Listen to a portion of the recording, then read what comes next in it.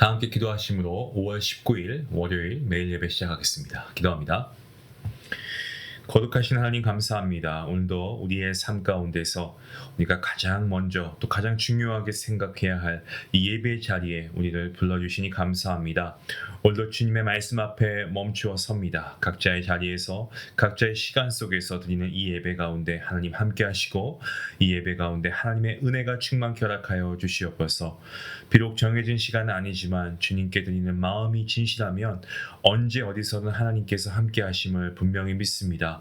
아버지, 이 시간 저희의 바쁘고 분주한 생각을 멈추어 주시고 오직 하나님의 진리의 말씀에 집중케 하시고 주님 앞에 정직하고 겸손한 마음으로 예배하게 허락하여 주시옵소서. 말씀을 통하여서 하나님의 뜻을 배우게 하시고 그 하나님의 뜻대로 순종할 수 있는 귀한 믿음 성령 하나님 우리에게 허락하여 주시기를 간절히 소원합니다. 지금 드리는 이 예배가 시간과 장소를 초월하여서 살아계신 하나님을 만나는 귀한 은혜의 시간, 복된 시간이 되게 허락하여 주시옵소서. 모든 예배를 주님께 맡기옵고 감사하오며 이 모든 말씀 예수님의 이름으로 기도하옵나이다. 아멘. 찬송가 276장 함께 하시겠습니다.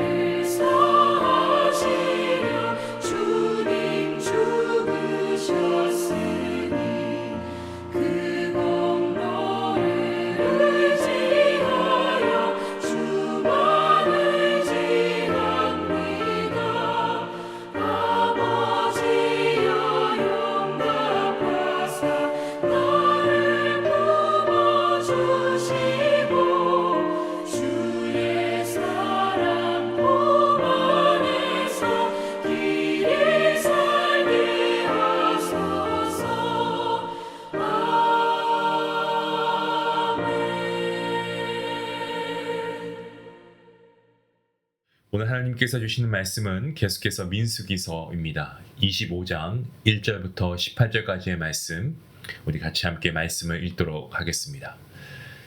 이스라엘이 시딤에 머물러 있더니 그 백성이 모압 여자들과 음행하기를 시작하니라.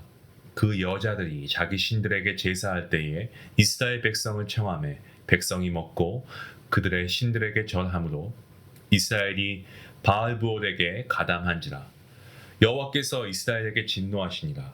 여호와께서 모세에게 이르시되 백성의 수령들을 잡아 태양을 향하여 여호와 앞에 목매어 달라. 그리하면 여호와의 진노가 이스라엘에게서 떠나니라. 모세가 이스라엘 재판관들에게 이르되 너희는 각각 바알브올에게 가담한 사람들을 죽이라 하니라. 이스라엘 자손의 온 회중이 회막문에서 울 때에 이스라엘 자손 한 사람이 모세와 온 회중의 눈앞에 미디안의 한 여인을 데리고 그의 형제에게로 온지라.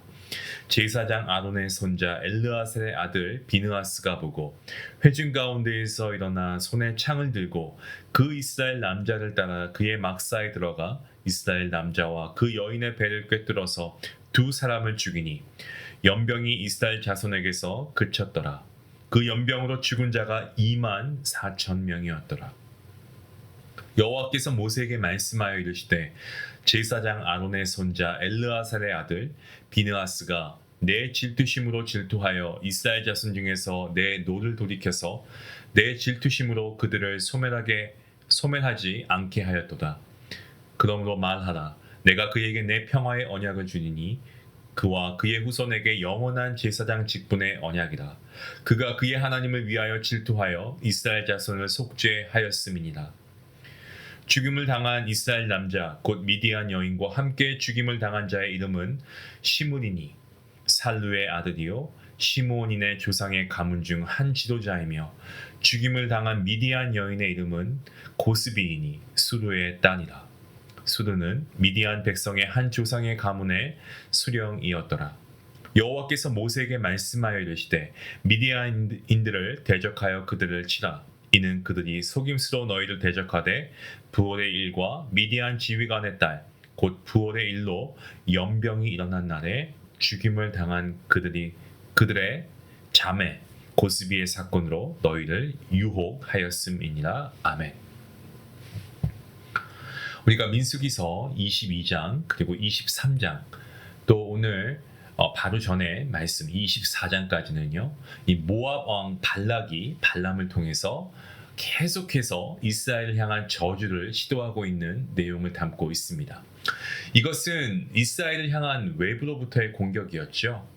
하지만 공격은 외부에서만 있는 것은 아닙니다. 오늘 본문을 보시면 이스라엘 백성 내부에서 생긴 문제가 나오고 있는데요. 이스라엘 백성은 본문에서 어디에 머물고 있습니까? 시딤이라고 하는 곳에 머물고 있습니다. 이 시딤이라는 곳은 이스라엘이 아모리 왕 시온과 바산 왕 옥에게 승리를 거두고 나서요. 가나안 입성을 앞두고 전열을 가다듬고 있던 곳이 바로 이 시딤이라고 하는 곳입니다. 가나안에 입성하기 전에 이스라엘 백성들 사실 더욱 이 전열을 가다듬어야 했음이 맞습니다. 하지만 그들이 했던 것은 모압 여인들과의 음행입니다. 죄는 참 이런 것을 보면은 언제나 이 확장성을 가지고 있다라고 생각합니다. 모압 여인들과 음행하기 시작한 이스라엘의 다음 모습이 무엇입니까? 이스라엘 백성들 모압 여인들과 음행했고요. 뿐만 아니고 그 여인들이 자기 신들에게 제사할 때 이스라엘 백성을 청하여서 먹고 또 그 신들에게 절하면서 우상 숭배까지 행한 것을 보게 됩니다. 이스라엘 백성은 가나안 땅이 이 육안으로 보이는 상황에서 하나님께 예배하는 것이 아니고 음행하고요. 그리고 바알브올에게 가담했습니다. 바알브올은 이 부올지옥의 바알신과 연합했다라고 하는 뜻이고요.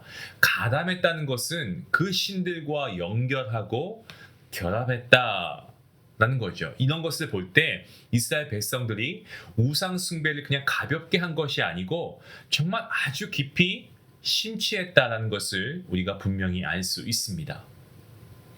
제가 방금 전 죄는 확장하는 그런 확장성이 있다라고 말씀드렸습니다. 이스라엘 백성의 음행이 먼저 시작되었고 그리고 그러한 음행의 죄가 계속 점차적으로 확대가 되어서 결국 우상 숭배까지 이어진 것을 보게 됩니다. 마치 지혜로웠던 솔로몬 왕이 정략 결혼하고 수많은 부인을 맞아들이면서 타락했던 모습과 여러분 굉장히 동일한 모습을 우리가 보게 되죠. 이러한 모습을 바라보시던 하나님의 반응이 오늘 본문 4절과 5절 말씀에 보시면 나와 있습니다. 하나님께서는 모세를 통하여서 이스라엘 백성들의 죄를 벌하십니다. 그리하여 모세는 이스라엘 재판관들을 통해서 이 바알브올에 가담한 사람들을 처형할 것을 명령하고 있습니다. 이러한 상황 속에서도 아직 죄를 깨닫지 못한 사람이 있었다라는 것을 우리가 보는데요. 6절 말씀을 보시면 음행한 사람들에 대한 처형과 더불어서 이 연병으로 인해서 많은 백성들이 죽고 있는 그 상황 가운데 사람들은 그저 울 수밖에 없었죠. 자, 그런데 그때 한 이스라엘 사람이 온 회중의 눈앞에서 미디안의 여인을 데리고 와서 막사에 들어가 음행을 저지르고 있습니다. 아마 저와 마찬가지였을 겁니다. 여러분 지금 상황이 상식적으로 이해가 되시나요? 저는 이해가 되지 않았거든요. 여러분도 마찬가지시죠? 이스라엘 사람들이 음행함을 통하여서 하나님의 심판을 받고 있는 그 상황 아니겠습니까? 하나님의 진노가 임하고 심판을 받고 있는 그 상황 가운데 또 동일한 범죄를 짓고 있다니요. 상식적으로 도저히 이해할 수 없습니다. 마치 굳이 비유를 들자고 한다면 음주운전으로 인한 사고가 났다는 뉴스를 보고 있으면서도 자신도 동일하게 음주를 하고 운전대를 잡고 있는 것과 동일하죠. 앞서 이야기했던 이 죄의 확장성, 이 확장성은 여기서도 동일하게 적용이 되고 있습니다. 2절 말씀해 보시면 분명 함께 음행했던 여인들의 요청으로 그들과 음행하고 또 그들의 신에게 절했습니다마는 지금은 이스라엘 장막으로까지 음행하는 여인을 데리고 와서 죄를 짓고 있는 모습을 우리가 보게 됩니다. 이러한 상황을 바라보면서 의로운 분노가 있었던 사람이 등장하죠. 그 주인공이 누구입니까? 비느하스라고 하는 인물입니다.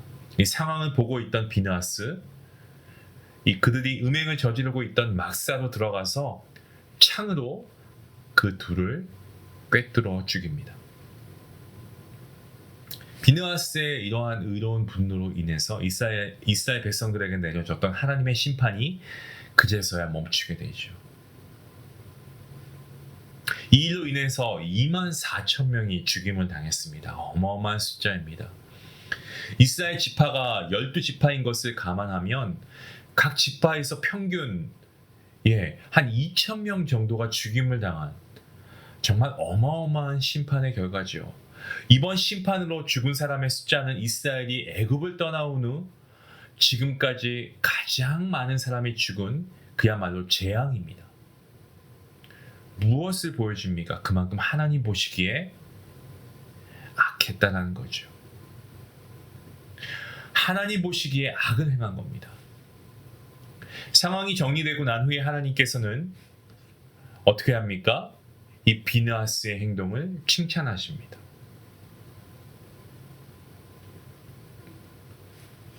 우상 숭배로 인해서 하나님께서는 자신의 질투를 심판을 통해 보이셨습니다.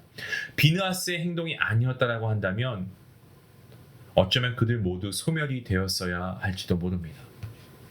비느하스는 단지 어떤 감정적으로 분노를 일으킨 것이 아니고 하나님의 마음으로 당시 상황을 바라보았고 그의 행동으로 하나님의 심판이 멈출 수가 있었습니다. 이로 인해 하나님께서는 비느하스와 그의 자녀들에게 영원한 제사장 직분을 약속하십니다. 훗날 다윗 시대에 제사장 사역을 도맡아 했던 사독과 그의 자손들이 바로 비느하스의 자손들이죠. 하나님께서는 신실하시고 이 신실하신 하나님께서는 비느하스와의 약속을 지키시는 것을 우리가 보게 됩니다. 그렇다면 비느하스가 창을 가지고 죽였던 인물들은 누구입니까? 비느하스에게 죽임을 당한 두 사람 중 이스라엘 남자 시므리는 이 시므온인의 조상의 가문 중 한 지도자였고요. 미드안 여인 이 고스비라고 하는 여인은 한 조상의 가문의 수령인 것을 우리가 보게 됩니다. 이런 것을 볼 때 두 사람 모두가 유력한 집안 출신이다라는 것을 우리가 보게 됩니다. 두 사람의 신분을 봐도 비느하스가 행했던 일에는 큰 용기가 수반되었다라는 것을 우리가 알 수 있죠. 그리고 이렇게 유력한 집안의 사람들이 음행을 저지르는 것은 이스라엘 백성들이 얼마나 부패했는가를 단면적으로 보여주고 있습니다. 각 나라의 가문에서 유력한 사람들끼리 음행을 했던 것을 보면 당시의 이스라엘 백성들이 얼마나 정말 문란한 생활을 하고 있었는가라는 것을 우리가 가늠할 수 있고요. 이 미디안 여인 역시도 이스라엘 사람들을 자신들의 신에게 이끌어가기 위한 어떤 전도 행위였다는 것을 우리가 보게 됩니다. 이스라엘 백성은 음행했고 2만 4천 명이 하나님의 심판을 받습니다. 그런데 이 심판의 책임에는 미디안인들의 잘못도 있었습니다. 때문에 하나님께서는 미디안인들에게도 심판을 명하셔서 오늘 본문이 마무리되고 있습니다. 하나님께서는 모세를 통해서 이스라엘 음행에 책임이 있는 이 미디안 사람들을 대적하고 칠 것을 명령하십니다. 이들은 육체적 음행뿐 아니고 영적으로도 우상 숭배를 하도록 이끌었기 때문에 하나님께서 그리 하신 겁니다. 오늘 본문을 통해서 다시 바라볼 수 있는 것은요, 하나님 앞에 범한 모든 죄는 결국 심판을 다 받는다는 거죠. 시딤에 머물며 가나안 땅에 들어갈 정비를 해야 했던 이스라엘 백성들, 하지만 그들은 욕망의 눈이 멀고 음행하게 되고 우상 숭배의 죄를 범합니다. 이들에게 가장 필요했던 것은요, 믿음의 눈을 들어서 하나님께서 주실 그 언약의 땅을 바라보고 소망하는 것이었습니다. 사랑하는 성도 여러분, 저와 여러분의 삶은 어떠합니까? 하나님을 따라 나아가고 있습니까? 아니면 세상에서 바라고 원하는 모습으로 나아가면서 내 자신의 욕심을 채우고 있지는 않습니까? 결국 하나님 앞에 죄를 범하게 되면 그 죄는요, 여러분 오늘 말씀을 통해 우리가 분명히 깨닫게 됩니다. 반드시 죄에 대한 심판이 있습니다. 우리의 삶에서 죄의 모습이 나타났을 때 여전히 깨닫지 못하고 죄를 짓는 이 시므리의 모습과 죄의 행위를 끊어버리는 비느하스의 모습, 우리에게 있지 않습니까? 우리 역시도 이런 삶 가운데에 우리가 죄를 대하는 모습을 분명하게 우리가 선택해서 나아가야 할 필요가 있습니다. 여러분에게 질문합니다. 죄를 품고 더 깊은 죄의 웅덩이로 빠지시겠습니까? 아니면 죄를 끊어내고 하나님 앞에 서시겠습니까? 이 두 가지의 질문 앞에 각자의 삶으로 대답할 수 있는 하루가 되었으면 좋겠습니다. 그리고 여러분이 오늘 말씀을 통해서 의로운 선택을 할 수 있기를 원합니다. 기도하시겠습니다. 하나님 감사합니다. 오늘 이스라엘 백성들을 바라보면서 죄에 대한 유혹이 외부에서만 있는 것이 아니고 우리 안에 있다는 사실을 우리가 바라보게 됩니다. 우리가 작은 죄는 대수롭지 않게 넘어갈 때가 많이 있지만 이 죄의 확장성이 너무나 커서 너무나 빨라서 우리의 삶을 잠식해 들어오고 있는지 모를 때가 얼마나 많은지요. 주님, 이러한 우리를 붙들어 주셔서 정말 비느하스와 같이 하나님의 눈으로 분노를 일으켜서 죄의 문제에서 돌이켜 주님께 돌아갈 수 있는 우리가 되게 허락하여 주시옵소서. 오늘 하루도 주님께서 붙들어 주실 것을 우리가 간절히 믿으며 예수님의 이름으로 기도하옵나이다. 아멘. 오늘 우리가 말씀을 통해서 여러분의 삶 가운데 죄가 확장되어 나갔던 적이 있는지 우리가 한번 생각해보고 하나님께 고백하지 못한 죄가 있다면 오늘 죄를 고백하며 회개하는 시간이 되었으면 좋겠습니다. 우리 말씀을 생각하시면서 함께 기도하시겠습니다. 기도합니다.